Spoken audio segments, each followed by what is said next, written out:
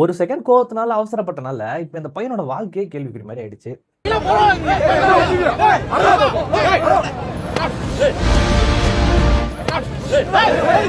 தஞ்சாவூர்ல விடுதலை சிறுத்தை கட்சி தலைவரான திருமாவளவன் அவரோட பிறந்தநாளை முன்னிட்டு தெருவில் பேனர் வச்சிருந்திருக்காங்க.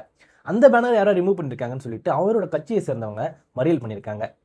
அந்த மறியல் நடக்கிற இடத்துல இந்த பையன் பூந்து போக பார்த்தப்போ அந்த கட்சிக்காரங்க வந்து இங்க எங்கடா பூந்து வரேன்னு சொல்லிட்டு இந்த பையன் கூட வாக்குவாதத்தில் ஈடுபட்டிருக்காங்க.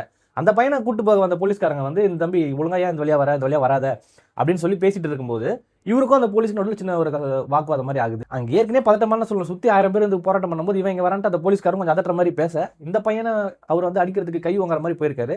இந்த பையன் அட்ரா பார்க்கலாம் அப்படிங்கிற மாதிரி ஒரு வார்த்தை யூஸ் பண்ணியிருக்கான். ஒரு போலீஸ்கார வந்து அத்தனை பேருக்கு முன்னாடி ஒரு அட்ரா பார்க்கலாங்கிற வார்த்தையை யூஸ் பண்ணா வாடா போடா மாதிரி யூஸ் பண்ண அவருக்கும் கோவம் வரும். அவர் வந்து இவன் அடிச்சிடறாப்புல. இவர் அடிச்சது எந்த ரைட்ஸும் கிடையாது, ஆனால் அவர் அடிச்சிட்டாரு. இந்த பையன் வந்து அதை மேல் இடத்துல கம்ப்ளைண்ட் பண்ணிருக்கலாம். இப்போ டிவிகே கவர்மெண்ட் நடக்குது, இவர் கண்டிப்பாக இந்த பையன் கம்ப்ளைண்ட் பண்ணி அதுக்கான ஆக்ஷன் எடுத்திருப்பாங்க. ஆனால் இந்த பையன் வந்து என்ன பண்ணிட்டான், ஒரு வயசுல பெரியவர், அவர் போலீஸுங்கிறத தாண்டி வயசுல பெரியவர், அவரை போய் படாருன்னு அடிச்சிடறான் அந்த இடத்துல. இவனை வந்து இப்போ போலீஸ் வந்து அந்த இடத்துல இருந்து கூட்டிட்டு போயிட்டாங்க, ரிமாண்ட் பண்ணிட்டாங்க. யாரோ ஒருத்தர் பிறந்த நாளுக்கு அங்கே ஒரு பிரச்சனை போயிட்டு இருக்குது, அதுக்கு நடுவில் நீ ஏன் போகணும்? ஒரு போலீஸ்கார் வயசுல பெரியவர், அந்த இடத்துல போலீஸ்காரே இல்லைனாலும் வயசுல பெரியவர் மேலே நீ கை வைக்கலாமா?